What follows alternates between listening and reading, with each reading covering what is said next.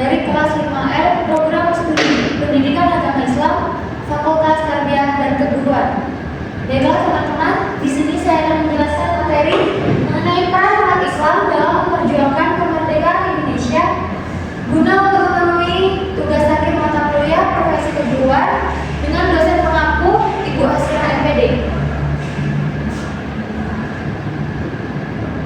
Nah, peran umat Islam dalam memperjuangkan kemerdekaan Indonesia terbagi menjadi dua. Yang pertama, masa penjajahan dan kemerdekaan serta pasca kemerdekaan. Kemerdekaan yang diraih bangsa Indonesia tidak datang secara tiba-tiba. Ada proses panjang yang mewarnai dalam setiap tahap melawan penjajah. Perlawanan rakyat Indonesia melawan penjajah tidak terlepas dari peran umat Islam sebagai laskar dan pemimpinnya. Penjajah datang ke Indonesia sejak awal abad ke-15.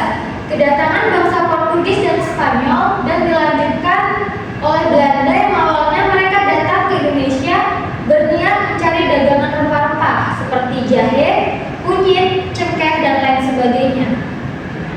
Namun, karena ingin menguasai secara berlebih, mereka menjajah bangsa Indonesia secara halus. Perjuangan umat Islam dalam mengusir penjajah dan meraih kemerdekaan dibagi dalam beberapa tahap perjuangan, yaitu masa penjajahan di mana perjuangan rakyat dibayangi oleh politik pecah belah, dan juga pada masa kebangkitan nasional.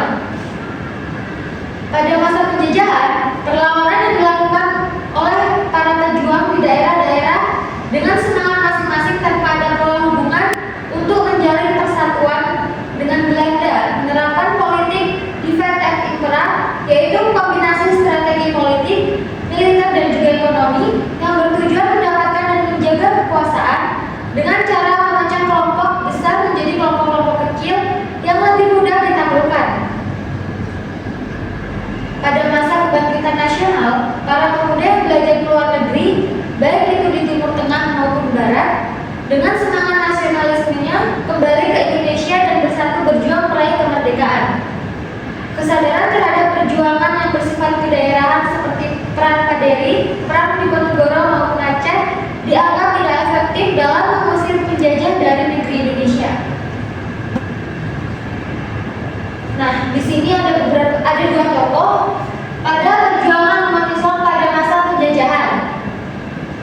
Yang pertama ada Pangeran Diponegoro, wafat 1855 Masehi.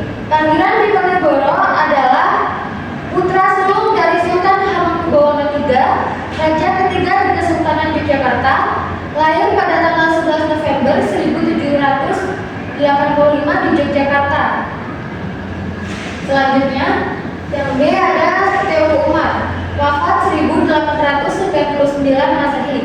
Salah satu pahlawan dari Aceh yang dengan gigih melawan Belanda adalah Teuku Umar. Teuku Umar yang dilahirkan di Maulabo, Aceh Barat pada tahun 1854. Selanjutnya ada tiga tokoh perjuangan umat Islam pada masa kebangkitan nasional. Yang pertama ada Bos Soekarno atau Haji Umar Said, lahir di Ponorogo, Jawa Timur, 6 Agustus 1882 dan meninggal di Yogyakarta 17 Desember 1934. Nah, dan selanjutnya nomor 2 ada Kiai Haji Ahmad Dahlan atau Muhammad Darwisi, lahir di Yogyakarta 1 Agustus 1868 dan meninggal di Yogyakarta 23 Februari 1923. Dan yang terakhir ada Kiai Haji Muhammad Hashim Asy'ari. Mungkin teman-teman sudah pada mengenal. Nah, beliau ini lahir di Kabupaten Jombang, Jawa Timur, 14 Februari 1871, meninggal di Jombang, Jawa Timur pada umur 76 tahun.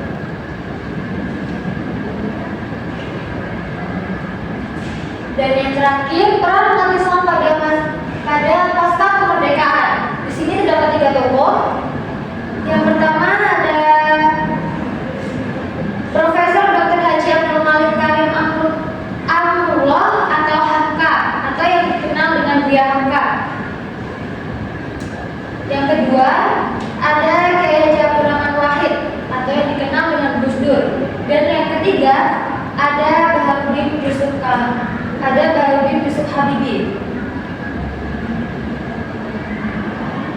Nah, kesimpulannya, peran umat Islam dalam yang pertama, peran umat Islam dalam memperjuangkan kemerdekaan terdiri dari beberapa fase. Di antaranya fase penjajahan, fase kebangkitan nasional, dan juga fase mengisi kemerdekaan. Yang kedua, dalam fase penjajahan terdapat perlawanan-perlawanan yang berada di daerah-daerah, di antaranya perlawanan Diponegoro, Teuku Umar, dan lain-lain. Yang ketiga, pada fase kebangkitan nasional, banyak para tokoh yang berperan dalam melawan penjajahan dengan mendirikan organisasi-organisasi. Dan yang keempat, pada fase pasca kemerdekaan, banyak pula tokoh-tokoh yang aktif dalam mengisi pembangunan di Indonesia. Tokoh-tokohnya sudah saya sebutkan tadi. Nah, itulah tadi penjabaran materi mengenai peran umat Islam dalam memperjuangkan kemerdekaan Indonesia. Kurang lebihnya saya mohon maaf, saya akhiri. Wassalamualaikum warahmatullahi wabarakatuh.